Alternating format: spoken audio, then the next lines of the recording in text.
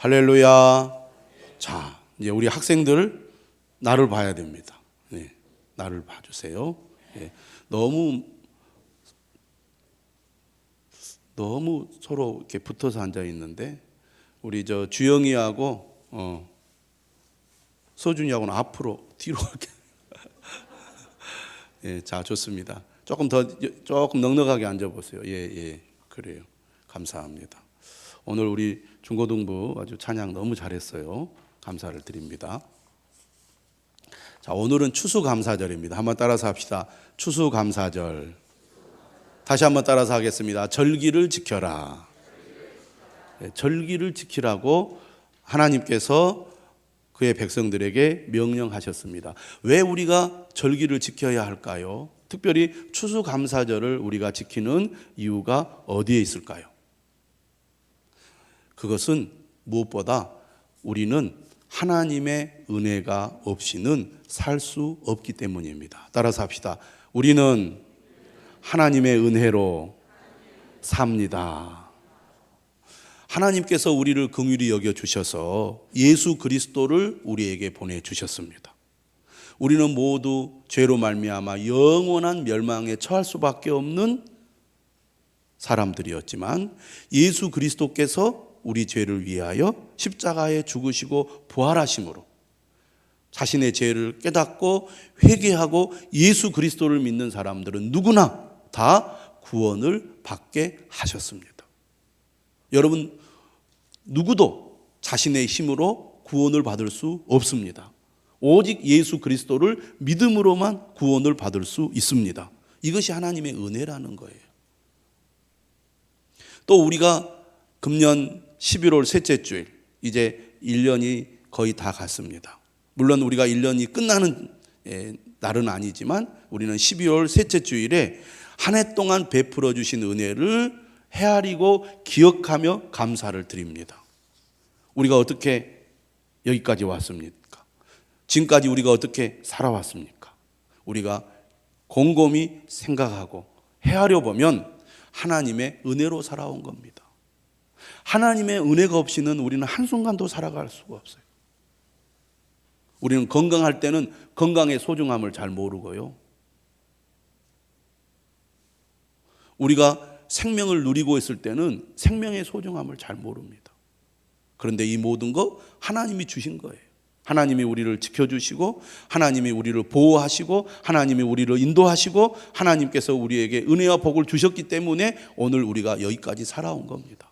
그래서 하나님 감사합니다. 모든 것이 하나님의 은혜입니다. 따라서 합시다. 모든 것이 하나님의 은혜입니다. 그래서 우리가 절기를 지키는 겁니다. 또 우리가 절기를 지키는 이유가 어디에 있습니까? 믿는다는 것은 하나님이 내 삶의 주인임을 인정하는 겁니다. 나의 주인은 하나님이십니다. 나는 나의 주인이 하나님이심을 인정하고 내 삶의 주인이 하나님이심을 고백하며 살아가겠습니다. 그렇기 때문에 우리는 바쁘고 분주한 가운데서도 나를 정하고 시간을 내고 하나님 앞에 나와서 예배를 드리는 겁니다.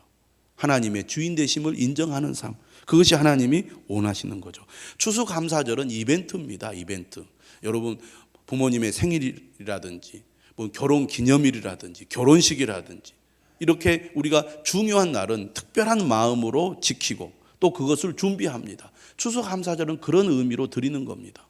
그렇기 때문에 평소보다 더 우리가 마음을 다하여 또 결단하여 예배의 자리로 나오는 것입니다. 다른 날에도 물론 우리가 예배를 드리고 감사를 드려야 되지만 절기 때는 더 특별하게 우리가 하나님께 우리의 시간을 드리는 그런 마음가짐이 있어야 한다는 것이죠. 감사가 얼마나 중요합니까? 감사는요, 능력입니다. 따라서 합시다. 감사는 능력이다. 자, 우리 학생들 고개 들어보세요. 고개를 드세요. 내가 보고 있습니다. 고개를 들어 주시기 바랍니다. 안 들어, 끝까지. 고개를 나봐주세요. 예. 따라서 합시다. 감사는 능력이다. 감사는 어떤 능력이 있느냐? 감사는 악한 영을 물리치는 강력한 무기가 됩니다. 여러분, 악한 영은 눈에 보이지 않지만 끊임없이 우리의 마음을 흔들어 놓습니다. 하나님으로부터 떼어놓으려고 합니다. 악한 생각, 더러운 생각, 나쁜 생각, 부정적인 생각을 갖도록 늘 우리도 모르는 사이에 부추깁니다. 여러분, 세상은 우리가 모르는 어떤 힘에 의해서 움직여지는 경우가 많습니다. 내가 아무리 열심히 노력해도 내가 원하는 대로 되지 않는 것이 많아요. 왜? 우리가 모르는 배후에 힘이 있는 세력이 우리의 삶에 영향을 미칩니다. 글로벌 사회잖아요. 미국이 재채기를 하면 우리는 감기에 걸리는 겁니다. 나는 열심히 일했는데 강대국들의 그 입김에 의하여 우리는 손해를 볼 수 있습니다. 오랫동안 힘쓰고 모았던 것이 종이 조각이 될 수도 있다 그 말이에요. 그만큼 눈에 보이지 않는 배후의 어떤 힘에 의해서 우리의 삶이 좌우되는 경우들이 많습니다. 그것이 세상이잖아요. 그런데 영적인 삶에도 마찬가지다 그 말입니다. 악한 영이 우리가 눈에 보이지 않는 배후에서 우리의 삶을 흔들어 놓고 우리의 삶을 넘어뜨리고 우리의 삶을 힘들게 만든다 그 말입니다. 무엇보다도 하나님과의 관계를 멀어지게 만들고 믿음에서 멀어지게 만드는 거예요. 그런데 감사는 악한 영을 물리치는 강력한 무기가 돼요. 그래서 우리가 무엇보다도 감사를 회복해야 됩니다. 또한 감사는요, 절망의 치료제요, 불신앙의 치료제입니다. 우리는 끄떡하면 어떻게 합니까? 낙심하고 좌절하고 절망합니다. 아이고 힘들다, 못 살겠다, 되는 일이 하나도 없네, 왜 나는 이렇게 삶이 힘들기만 하지? 절망하면 우울해지고 우울한 마음이 들면 삶을 포기하고 싶은 마음이 듭니다. 악한 마귀는 도둑질하고 죽이고 멸망시키려는 존재예요. 우리의 삶을 완전히 망가뜨리고 짓밟아서 우리의 삶을 완전히 송두리째 뺏어가려는 그런 악한 존재라는 겁니다.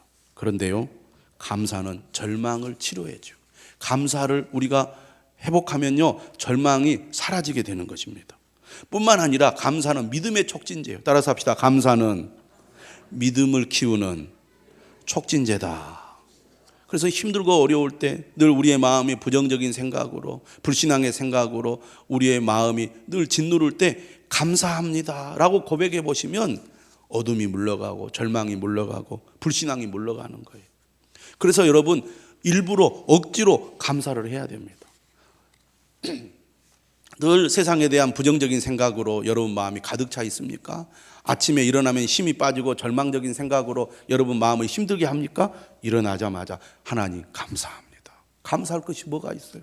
그래도 감사합니다. 한 번 해가지고 효과가 없으면 두 번 하시고, 두 번 해서 효과가 없으면 세 번 하시고, 작은 소리로 감사했더니 효과가 없는 것 같으면 큰 소리로 감사합니다. 하나님 감사합니다. 따라서 합시다. 하나님 감사합니다. 그러면요, 어둠이 물러가면서 마음이 평안해지는 그런 느낌을 얻게 될 것입니다.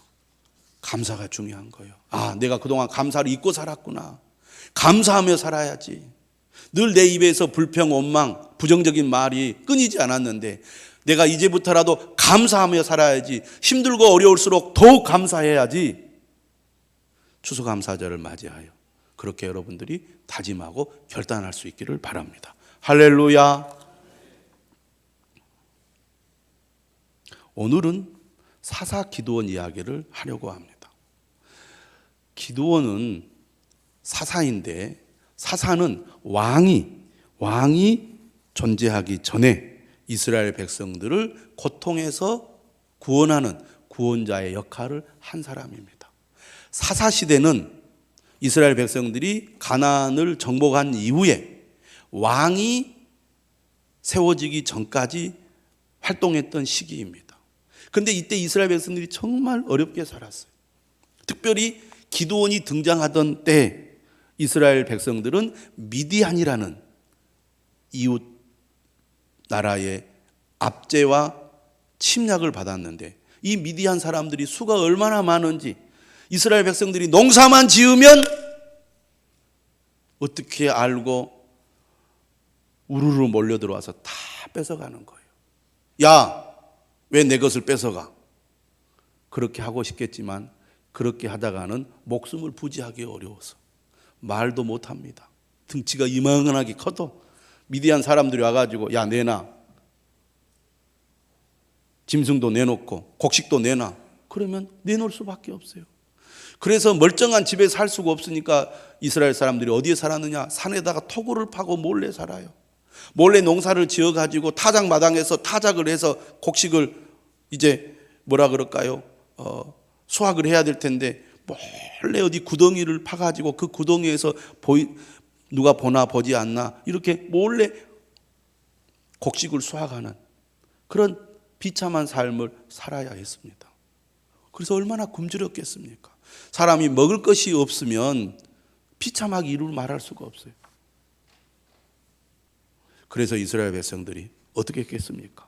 그런 어려움을 겪었을 때 하나님을 찾을 수밖에 없겠죠. 하나님 살려주십시오. 배고파 죽겠습니다. 굶주려 죽겠습니다. 더 이상 우리가 견딜 수가 없습니다. 하나님은 어떤 분이십니까? 따라서 합시다. 하나님은 우리를 불쌍히 여기시고 우리의 기도를 들어주십니다. 이스라엘 백성들이 하나님을 찾고 하나님께 부르짖으니까 하나님께서 누구를 세우느냐? 사사를 세우는데 그 사사의 이름이 바로 기드온이었습니다. 하나님께서 기드온에게 말씀하세요. 사람을 모아라. 저 미디안과 싸우겠다. 그래서 기드온을 통해서 전쟁에 참여할 군인들을 모집했습니다. 몇 명이 모집됐느냐? 따라서 합시다. 32,000명. 이스라엘 백성들의 숫자에 비하면 32,000명은 적은 수가 아닙니다. 상당히 많은 수입니다. 32,000명. 그런데 미디안 연합군의 수는 몇 명이냐? 따라서 합시다. 135,000명. 몇 배나 더 많습니까? 4배가 넘어요. 싸우면 이길 수 있을까요? 없을까요? 객관적으로 볼 때는 이길 수 없는 상대입니다. 여러분 아무리 싸움을 잘해도 4명하고 싸워서 이길 수 있어요? 쉽지 않아요. 그런데 하나님께서 이렇게 말씀하십니다. 수가 너무 적으니 13만 5천 명 다 될 때까지 더 모아라. 이렇게 하시면 좋을 텐데 저 3만 2천 명 수는 많아 보이는데 마음에 두려움이 있는 사람들이 있다면 오히려 전쟁에 방해되니 전쟁이 두려운 사람들은 집으로 돌아가라고 해라. 그래서 기드온은 하나님께서 시키는 대로 마음에 두려움 있는 사람들은 집으로 돌아가시오. 그랬더니 몇 명이 돌아갔겠습니까? 따라서 합시다. 22,000명. 예, 정말로 웃기지요. 지금 배고파 죽게 생겼는데 집에서도 살지 못하고 지금 굴에 지금 숨어가지고 겨우 목숨만 연명하는 백성들이 죽게 아니면 살기로 싸워야 될 그 순간에 두려워가지고 도망갔어요. 22,000명이나. 몇 명이 남았습니까? 유초등부는요 금방 맞췄어요. 유초등부 어린이들은 수학을 잘해가지고 22,000명이 갔으니까 몇 명이 남았어요? 10,000명이 남은 거예요.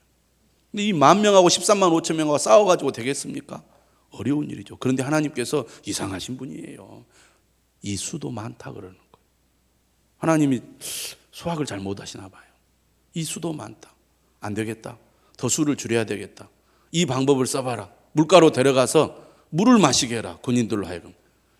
그래서 두 종류의 사람들로 나누어질 것이다. 사람들을 물가로 보내서 물을 마시게 합니다. 한쪽 사람들은 무릎을 꿇고 직접 입을 물에 대고 마셨어요. 여러분도 그렇게 마셔본 경험이 있으시죠? 너무 목이 마르면 바로 물에다가 입을 대고 마십니다. 헐떡헐떡. 또 다른 사람들은 어떻게 마셨느냐? 쭈그리고 앉아서 이렇게 손으로 물을 이렇게 떠서 입으로 대서 마셨습니다. 숫자를 구분해 보니까 무릎을 꿇고 엎드려서 직접 물에 대고 입으로 마신 사람들의 숫자가 무려 9,700명이었습니다. 그럼 나머지는 몇 명입니까? 몇 명? 그렇죠. 300명이었습니다. 하나님께서 300명은 돌아가라. 9,700명을 데리고 싸우겠다. 이렇게 하셨으면 좋으셨을 텐데 9,700명은 돌아가라고 하고 몇 명만 남겼어요? 300명. 여러분 13만 5천 명하고 300명하고 싸우면 누가 이깁니까? 네, 말도 안 되죠.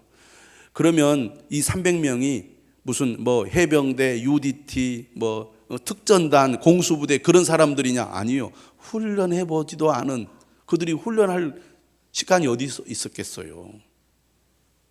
두려움에 사로잡혀 늘 숨어 살아서 맨날 맞고 터지고 뺏기고 그렇게 살았던 사람들인데, 그러면 훈련받은 300명도 아닌데 어떻게 저들과 이길까요?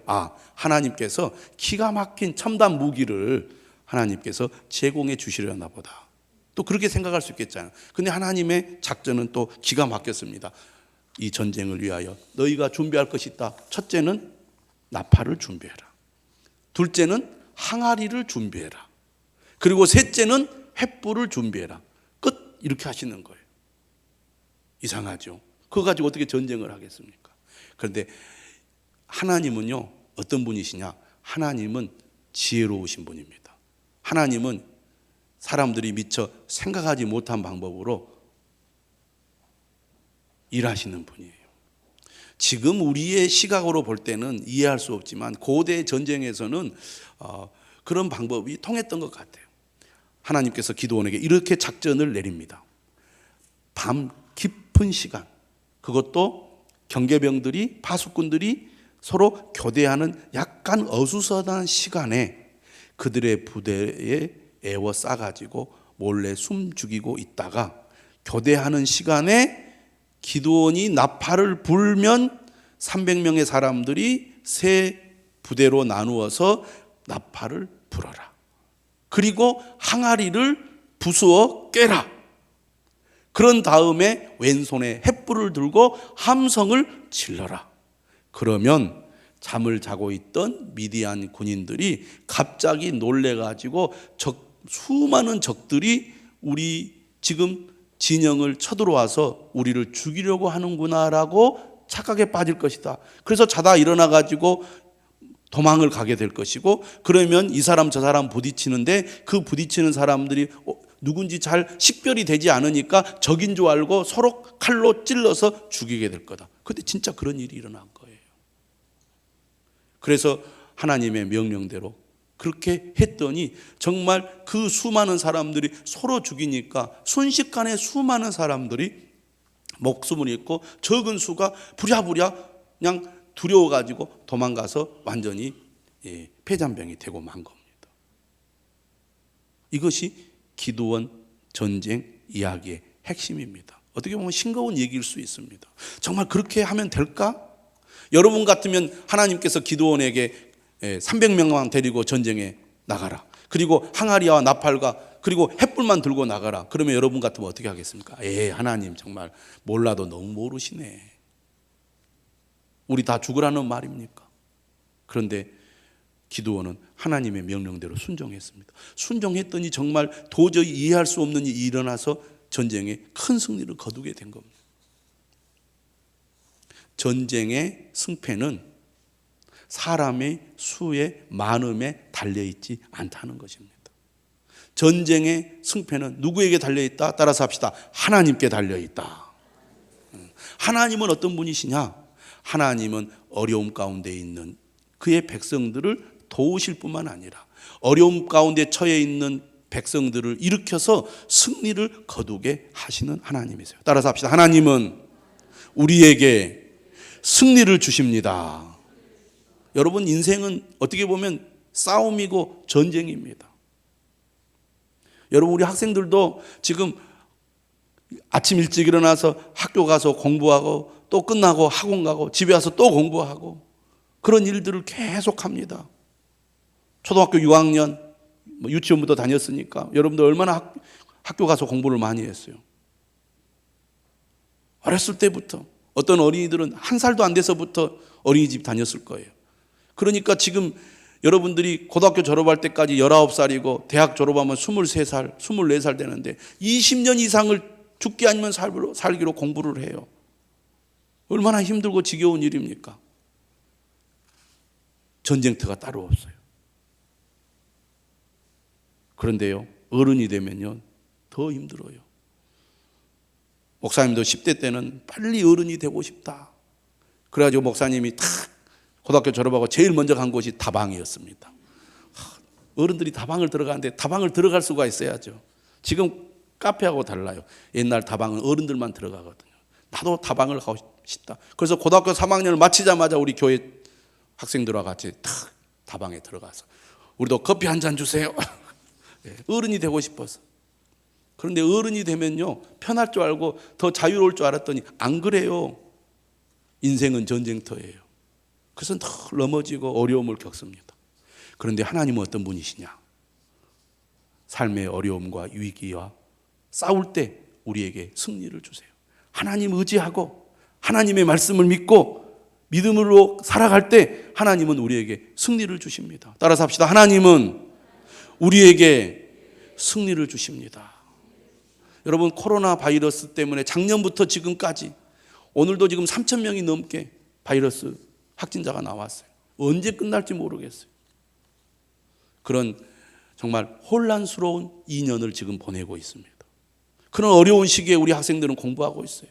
학교를 갔다 안 갔다가 대면 수업을 했다가 비대면 수업을 했다가 얼마나 힘든 시기를 보냅니까?